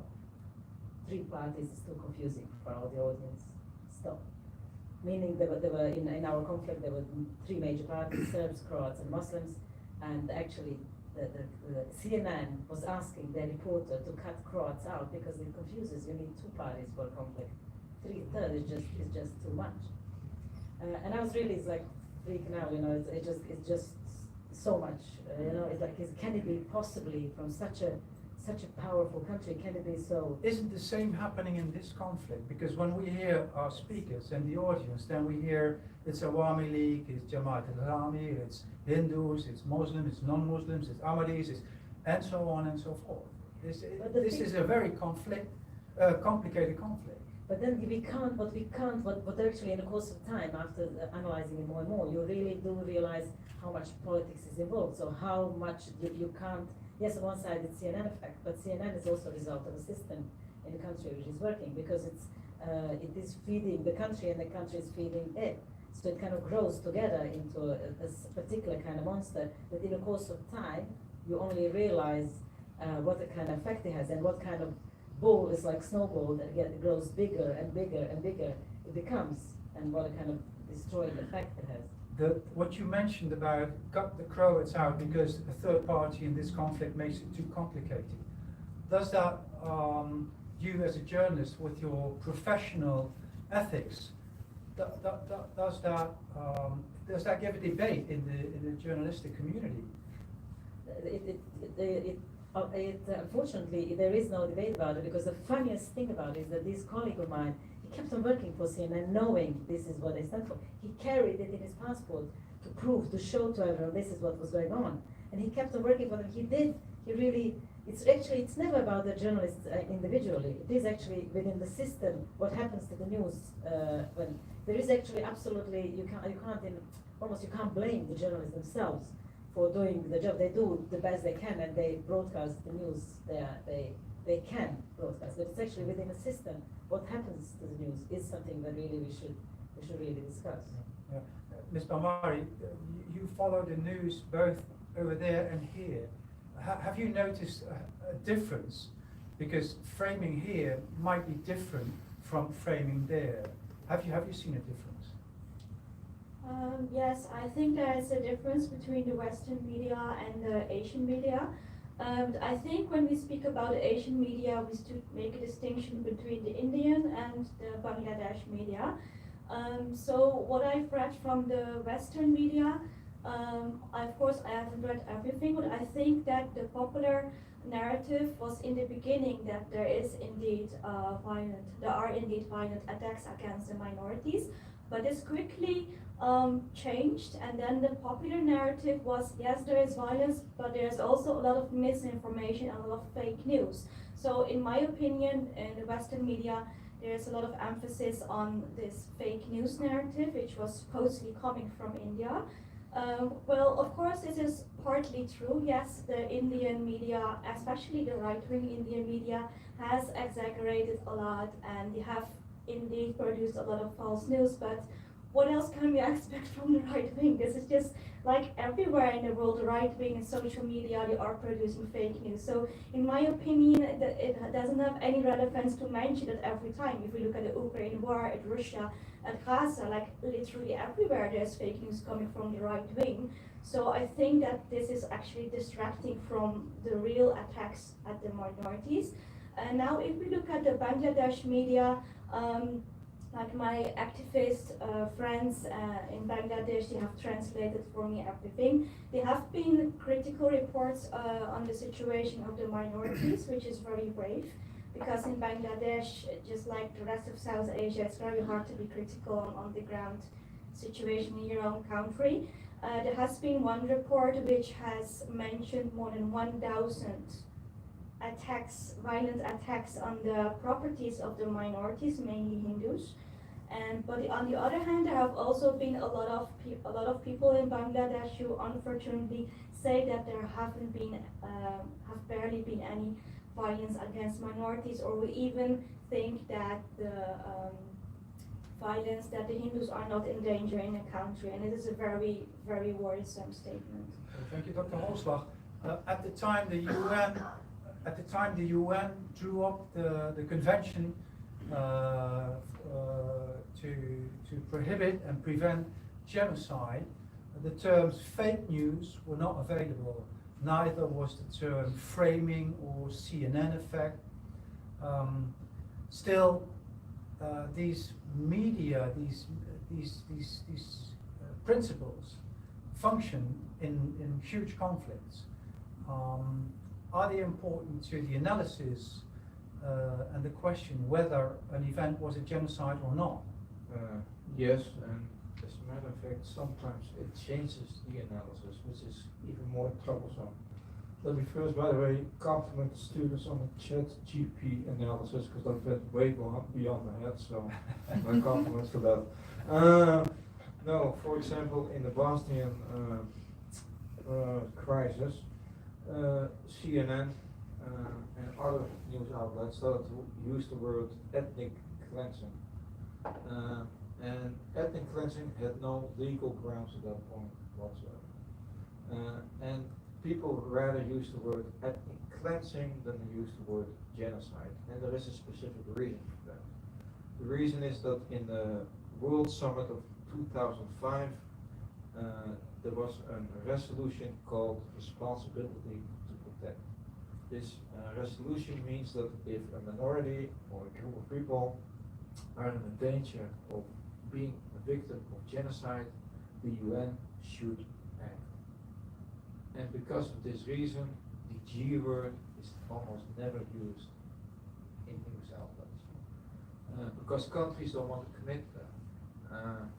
And this is a big problem. It was such a big problem, for example, with the Yazidi in 2014, that I'm actually one of the co-authors with someone else who wrote a letter with 240 signatures from professors all over the world that was discussed in Congress in the United States to call what happened to the Yazidi a genocide and not an ethnic cleansing. And because of that letter, the Yazidi genocide is one of the quickest genocides, because the UN, you have to keep it in mind, the UN only recognizes 4 genocides. They recognize the Holocaust, they recognize Rwanda, they recognize Srebrenica, and they recognize the Yazidi genocide right now. Only one country recognizes its own genocide, that's Germany. Serbia recognizes it sometimes, sometimes not. Rwanda does not recognize it. And what happened to the Yazidi, the perpetrators don't recognize it whatsoever. So we should not make any, how can I say it, illusions in this. Geopolitics plays a much bigger role than actually helping people and helping to victimize people with genocide. Thank you. Back there. So, Yes, my question is. Speak up, we can't hear you. Hi, my question is for Lydia about bias in the media. Are you aware of any independent and quantitative research regarding this topic of media bias? And are there institutions who are researching this? There are many, there are quite a lot, but I wouldn't give you any, I wouldn't recommend any yet, because it really takes, unfortunately, you only know in hindsight. It's while we're still happening, what's going on, it's really, really difficult. It's really difficult to judge or to know, you know. It's very interesting, it's actually because there, and we mentioned the Indian media several times. If you want to, for example, to get to know what's happening in Gaza, for me, I read on a daily basis right-wing Israeli paper, Jerusalem Post, left-wing Israeli paper, Haaretz, and Al Jazeera, to get 3 different points of trying to possibly understand what's going on. If you talk about the Russia-Ukraine war, you can go. Unfortunately, in Netherlands, you don't have in mainstream media. You have only one source of information, so you can't. But it's very interesting. In the US, you do. You have a Fox News and CNN that tell a completely different thing. Completely different thing, which is kind of it is horrifying on one side because it's absolutely polarizes the nation. But on the other side, if you don't want to be polarized, you can't get both information. But very interesting, I check Indian independent media. It's a WION, it's called World is One News.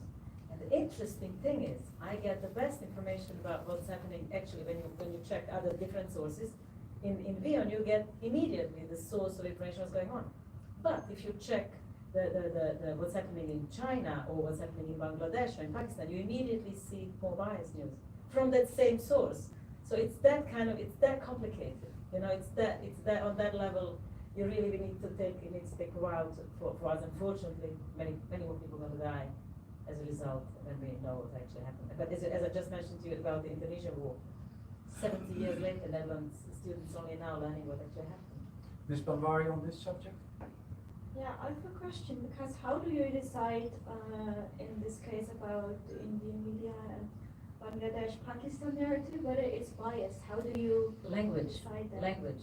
You immediately see the language, which is semantics. It's if you know nothing about what's happening, it's immediately there's a subject. It's like the criminal thing, or that they would say so-called this or so-called that. So you immediately do notice there is if you know nothing, it's just actually you absolutely know nothing. You immediately on the language, on semantics, you can recognize that there is an opinion behind it. Same thing, Al Jazeera do that. Sorry? Same thing, Al Jazeera do that for the whole world. Absolutely, and that's why you can't just watch Al Jazeera. Yeah. No, possibly. You can't possibly watch it. That's why, for in my case, I would watch Jerusalem Post, extremely right-wing, the Netanyahu paper. Then you have Haaretz, which used to be much more left, and it's now a leftish kind of paper. And then you get and to actually get an idea. I'm just telling you it's on the daily because it's easy, because I got some of them are free, some of them you get one, so you can read them. Because but you can't. It's actually almost impossible for regular people. It's my thing. It's I don't really live off that anymore. I make films, but because I really need to know. I can't handle watching Dutch news, trying to understand what's going on, because I insist on having an opinion, and you can't have an informed opinion if you watch Dutch news. There's a question from our student who did the media analysis. So I wanted to ask whether you would. So you say that you need to kind of consider all sides, but is there a way of maybe maybe somehow you could gauge a credibility of a source? So, for example, if one medium does not have journalists on the spot and one medium does, then maybe perhaps the medium that has a journalist on the spot knows a little more than the one that doesn't, right? So, can you give me an example? What do you mean exactly? I can add here something. Okay, can just First, clarify this. So basically, for example, one medium provides a photo and an evidence, some kind of evidence, right? And one medium from the other side doesn't provide its sources. Then I would say that the more credible source is the one that at least tries to provide the source. It's difficult to talk generally like that. Of course, you would say one who brings sources definitely comes across more convincing. That is absolutely true. It doesn't mean that, because you have information. I'll just give you like very, very simple daily basic example. You came to this conference today, and this evening you go with some colleague, you go and have a fag. But it's just kind of and then you go later on, you go home and you go to your partner and you tell to your partner everything about the conference. It was amazing, everything. You show photos, they were sitting, it's all going on, absolutely brilliant. You should see it. Then you disagree with it, and then but you just don't mention that you just didn't have you had an affair. You go to your partner. Your partner is going to have an idea that you really are telling the truth, and it's because you showed photos, you saw everything. You didn't tell everything. So is this making you credible? So you can't really say that one who has a journalist, it's not enough. So I would need from you more exact example to be able to help you to analyze it. Can I respond to this? So it makes me more credible on what I'm showing, not necessarily the other part. So I said nothing about the affair, but I showed a part of the truth. Yeah, but you didn't. It's actually what I'm saying to you. The audience, our audience is your partner back home, meaning wants to know something about you. It's actually, I'm telling you, if this is an example, are you telling, is it the credible source, is he the credible source of telling something, what's going on in his life? That was this example. I mean, you can say it's ridiculous, but it's daily example, on a daily basis example. You say, I'm a reporter, I am a Dutch reporter, and I'm in Ukraine, and I'm filming the suffering on Ukrainians. It is absolutely true. I will tell you even without him going there. People are suffering on a daily basis a huge amount. The thing is, if you tell only one side of the story, and if you insist on not telling the other side of the story, are you credible? Ms. Hossein wanted to comment on this, right? Ms. Hossein wanted to comment on this. Yes, first I thought, but the way now Lydia is saying, but because I have followed also the July crisis in Bangladesh, right? I have seen like BBC, Deutsche Welle, they have their local agent and they are interviewing people, and like the government was trying to show underlying, the police violence and all. So they talk to government people, they talk to law enforcement, they talk to the protesters. So we thought living here, sitting here in Netherlands, that we are seeing the real picture because they are there, right? Not the second-hand source, but first source. But now what you are narrating, that there could be other side they did not show. Yeah, I do completely agree because we thought, we are seeing because they are there, they are interviewing, they are talking, but yeah. Even stronger, you're actually convinced there is nothing you can be sold because you've seen. And in the course of time, if it happens on a longer time, there is absolutely nothing I can say to you that is going to be. I can even tell you the facts that are going to tell exactly the opposite. But you're going to say, but it's somebody's administrative fault. It's like sorry. Right. Okay. Just one question for His name. You see, I follow all thoughts you are saying, and this is very difficult. Because I have seen that even in Gaza, we received pictures from the Israeli sides showing some the babies, they had cut like that, and later on that same media they accepted that it was a fake. But the first news that was spread throughout the world, and the second news nobody heard. But what is actually for the audience like us? There is of course a lot of fake news, and as you have mentioned, not all the facts are mentioned. What would you do to effectively find out truth out of a lot of news coming out? It's actually not to emotionally. My advice would be not to emotionally try to involved with any news that you do get, and you really try to get as much as possible. But as soon as you start agreeing with someone too much, it's something is fishy. And try to talk to people outside of your bubble, because it's generally in very polarized societies as we are growing to be. It's the most important thing is to talk to people that disagree with you. Not only because you're going to learn more, but also because you're not going to be too much right. Because it's when you get too much, then you prove to be right all the time. You actually don't grow, and you're much more emotional about your own truth, and that is much more difficult to get anything else from outside. Because it's sometimes so nice to see someone agreeing with us, because it's so pleasant. Finally, I'm not mad. It's like, it's great. But on the other side, we have to be. If we really care about people, and we do all try, and also people who disagree with us, and we possibly can't agree with, we really try to be right. But it's the people are really dying partly as a consequence of what we're believing or what we're supporting. If it really works like that we live in democracy and that we can really choose what's happening, what our government is doing. Thank you. And I want to point out the logical flow of listening to the both sides of the story. Because, for example, in our case, what is happening is I have a list of more than 80 of my relatives, classmates, families, and former friends disappeared. But if I ask for the whereabouts of my relatives, China is going to show my father and the mother because they are good. Yeah. They're not going to show you that my dead uncle and my disappeared cousins. And there are more than 24,000 mosques has already been destroyed within past 5 years. But still there are several hundred mosques preserved for the propaganda purpose. they're just going to show it again and again, saying seems like that everywhere is full of mosques and everyone is praying. But the city I grew up has no street, has no mosque when I was a kid, and currently there is not even one mosque left. But if you look at the Chinese media, you are going to saw a lot of mosques and a lot of people praying and a lot of people dancing and singing. This fully confirms what Lydia is saying.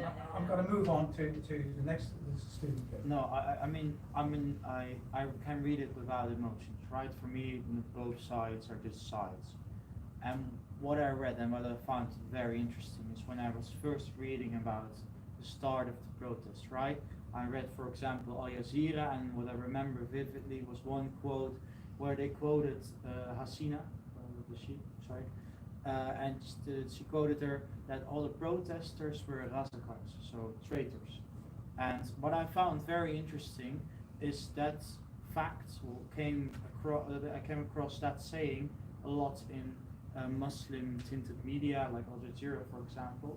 But on Indian sides, they highlighted more, for example, the minorities. They were attacked due to their not only due to their political affiliations.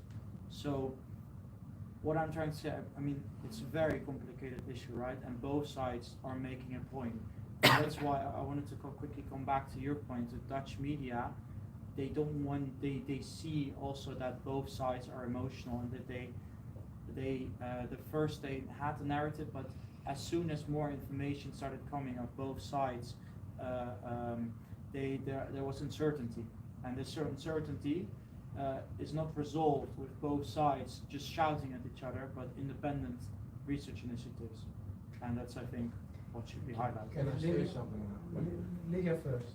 My experience of the Dutch media on, for example, now on Gaza, the Palestinian thing, as you're mentioning, I actually think I was in Gaza during during the second Intifada on the West Bank for almost a year, and I have learned that at that time it was much more one-sided. Now it's slowly shifting as a result of people demonstrating, but still I would really call it very, very far away from objective news source, or really truly curious, that really trying to see. I really see it still as a But conservative, right? very, very, very, but yeah. that's very, then you don't want to overstate, and that's the difficult part, right? They want that's to what's take same responsibility, is happening yeah, in Bangladesh, I would say.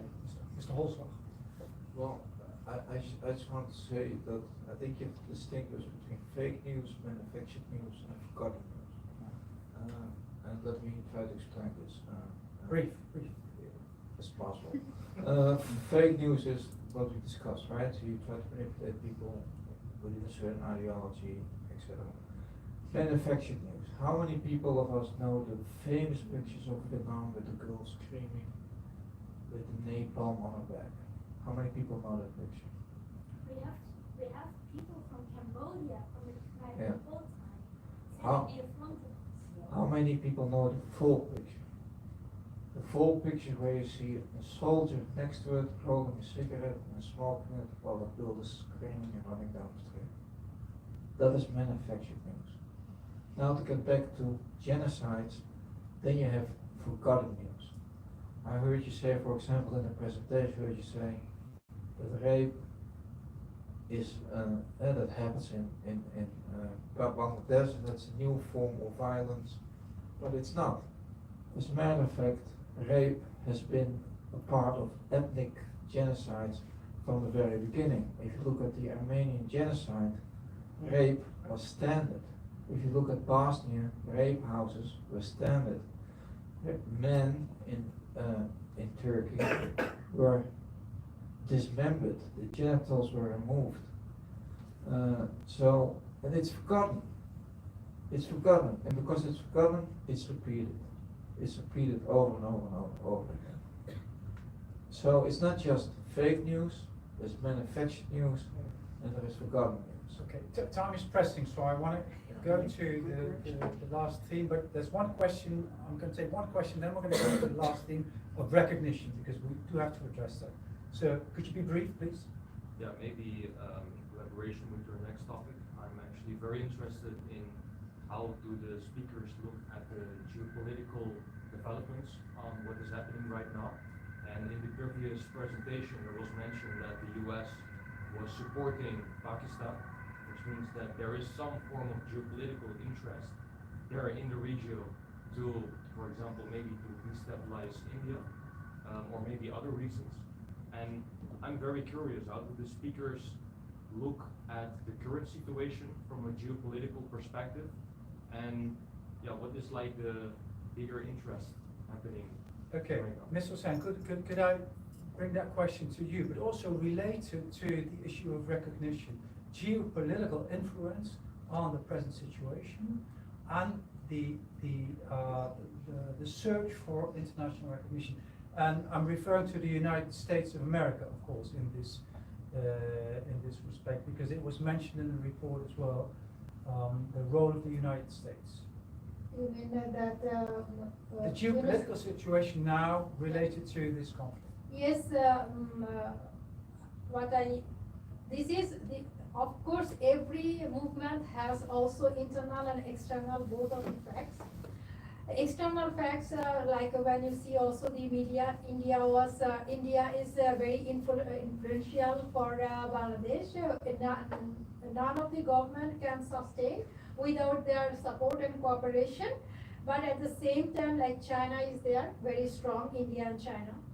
And of course, both of the side, in China side and India side, they all want to practice there. And Bangladesh is not anymore that surviving poor country. It's now going to be 25th largest economy of the world by 2035.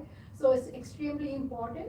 So no one can deny that geopolitical game is there, and of course, US will now also. Dr. Yunus is very close to US people. So would that have an effect? Would that have a positive effect on recognition?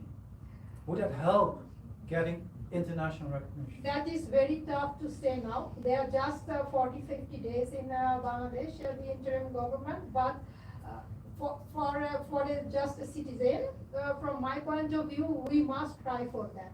Now is the time to get the recognition about that, but let's see, because it's too fresh to tell this one. Ms. Banwari, talking to victims, I can imagine that people today are affected with the recent developments and not so much with the past. Is that true? Is recognition still on their agenda, or is it, getting back to normal life? Yeah, well, there is indeed a lot of fear, especially among the Hindu community. There used to be more than 20% of Hindus in Bangladesh. Right now, it's less than 8%. Part of that is because of migration. A lot of them migrated towards India. Part of it is because of persecution. So yeah, a lot of them, they are worried about what is coming next, who is gonna come in power in Bangladesh. Mr. Holslag, if all the Hindus leave Bangladesh, would that, out of fear or being persecuted, would that constitute a genocide? That's a difficult question to answer. I really have no answer to that. All I can say is that but the problem is with any recognition of genocide, in any case, is the definition of genocide itself. It's faulty. It's a faulty, it's basically a faulty law. There are many sideways, many hooks, many other things. That's the reason why since 1948 we tried to change it, especially from the scientific community, try to broaden it, and by broadening it and trying to create a greater scientific consensus, we hope to include more countries, more cases into the genocide. That's the genocide. Okay. So if people are leaving all of a sudden tomorrow, you cannot call it a genocide because that will be called immigration or Forced immigration. Yeah, forced immigration, which is a word for now, ethnic cleansing, but it still doesn't constitute a genocide. Genocide constitutes an annihilation from all sides. Okay. Ms. Zilovic, ethnic cleansing was, to my knowledge, used widely on the Balkans for the first time. Was that to avoid the word genocide, or was it a specific political or military purpose to come to ethnic cleansing?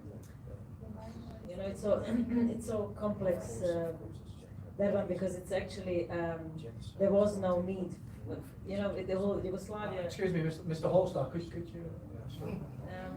Yugoslavia was a country that, I mean, it's tricky, because Yugoslavia was a country that could have existed. It could have been made a decision that it doesn't collapse just as much as it could have made a decision. And this is the decision that's been supported by the West. West kind of supported, you know, this Yugoslavia, you have to have a democracy. Democracy is not one size fits all, you know, it develops in different places differently. And now we lost now we have on paper, we have a democracy, but we don't have a life barely, you know, it's like the war. I was born in 1970, and when I was growing up, I thought that war is something that happened in other galaxy. It's really something from old people. You know, children growing up now in Bosnia and thinking the war happened yesterday, and they're prepared for war to happen tomorrow. Talking about this ethnic cleansing, and it's all kind of for me, it had to talk about geopolitics. It all had to do with a certain interest, and it's definitely, so all these semantics I've really learned in the course of time, it's all used on purpose. Nothing happened, nothing just grew. We're about to close now. Mr. Sutal, and one other question. Who's first? Yes. Yeah, Mr. what Sutal. I want to say that I see also some positive things happening in Bangladesh, because unfortunately the media don't pick it up, that we did not see in Pakistan till now.